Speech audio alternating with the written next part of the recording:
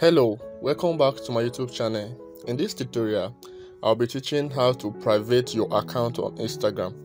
If you want to private your account on Instagram, remember to follow this step and don't forget to subscribe, like and share this video if this video is helpful to you.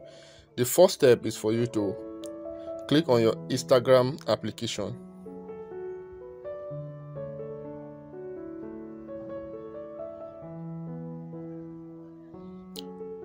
The second step is for you to click on your profile picture.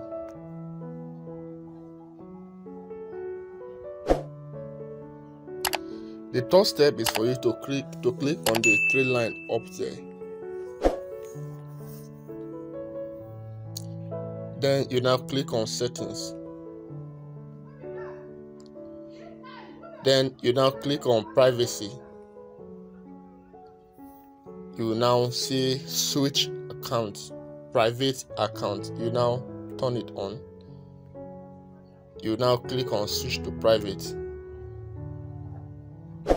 You succeeded in privating, or you set your account to private on Instagram. Remember to subscribe and don't forget to share this video. Thank you.